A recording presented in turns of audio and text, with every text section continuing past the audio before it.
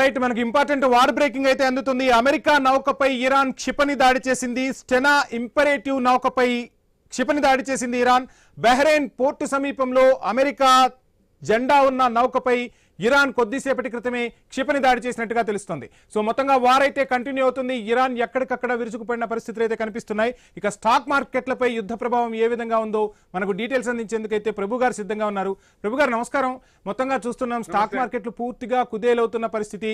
అటు చూస్తేనేమో Trump clear cut గా ఆయనే స్వయంగా ప్రకటించేశారు 4 నుంచి 5 వారాల వరకు యుద్ధం కంటిన్యూ అవుతుందని చెప్పిన పరిస్థితి. సో ఏంటి, ఏ విధంగా ఉండబోతుంది స్టాక్ మార్కెట్, ఏం చెప్పదలుచుకున్నారు? డెఫినెట్ గా పడుతుంది. ఎస్కలేషన్ ఉన్నప్పుడు మార్కెట్ మీద ఎఫెక్ట్ పడుతుంది కదా. యాక్చువల్ గా ఆయన ఉద్దేశం కూడా అదే. He is the manipulator of the stock market.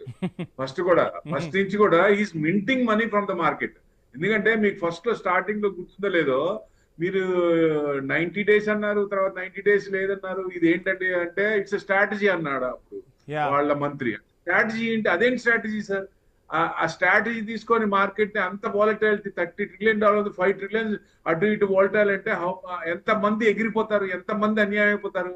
So అంటే కావాలని హీఈస్ మ్యానిపులేటింగ్ ఒక రకంగా ఇది. నెక్స్ట్ దీని తర్వాత ఆయనకి నెంబర్స్ ఉన్నాయి, ఇంకా కంటిన్యూషన్. నెక్స్ట్ క్యూబా అంటాడు ఆయన, ఆ తర్వాత ఇంకోటి అంటాడు. ఇది ఆగదు.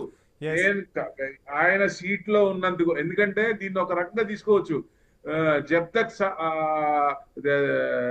समोसा में आलू रहेगा तब तक आलू बिहार में रहेगा అన్నట్టు. जब तक यूएस में ट्रंप रहेगा तब तक ये चलते रहेगा. ఉండకూడదు. ఆయన సీట్ లో ఉంటే చాలా కష్టమే. ఇంకా ఇంకా వస్తూనే ఉంటాయి. మార్కెట్ ఇబ్బంది పడుతూనే ఉంటుంది. ఎందుకంటే జియో పొలిటికల్ టెన్షన్స్ ఉన్నప్పుడు, జియో కన్సర్న్స్ నెగిటివ్ ఉన్నప్పుడు డెఫినెట్ గా ఆ భయం ఉంది ఇంకా మార్కెట్. ఇప్పుడు యుక్రెయిన్ రష్యా వార్ అన్నారు సార్, ఇందాక అన్నారు. It's a part and parcel of Russia. 5 నిమిషాలు చాలు, కానీ ఇట్స్ ఎ ప్లే గేమ్. అది ఆయిల్ ని ఎక్కువ చేసుకొని పెంచుకోవడానికి అదొక గేమ్ అది. ఎందుకంటే రష్యాకి ఎంతసేపు ఉండే యుక్రెయిన్ ఇచ్చేసుకోవడానికి? యుఎస్ నే తట్టుకొని నిలబడింది శాంక్షన్స్ లో. ఏ కంట్రీ నిలబడింది? అలాంటిది యుక్రెయిన్ ఎంతసేపు దానికి అంటే ఇట్స్ ఎ ప్లే అనమాట. It's a game. They are playing the game. వాళ్ళ ఆయిల్ అమ్ముకోవడానికి, యుఎస్ ఏమో ఆర్మ్స్ అమ్ముకోవడానికి గిల్లి గజ్జాలు పెట్టడం, గొడవ చేయటం, వాళ్ళకి గొడవ పెట్టి మెలకొండ కూర్చి వాళ్ళకి ఆర్మ్స్ అమ్మటం. ఇదే కథ. గోడ మీద పిల్లి. ఫస్ట్ నుంచి కూడా ఈ ప్రెసిడెంట్ కాదు, US president first track record first నుంచి చూస్తే వాళ్ళ కథ అంతే. వాళ్ళ అమ్ముకోవడం, ఇది చేసుకోవడమే. సో ఈ సమయంలో మదుపర్లకు మీరు ఇచ్చే సలహా ఏంటి? అంటే ఒత్తిడికైతే గురవుతున్న పరిస్థితులు కనిపిస్తున్నాయి, ఒక్కసారిగా పేకమేళలా కూలిపోతున్న పరిస్థితి.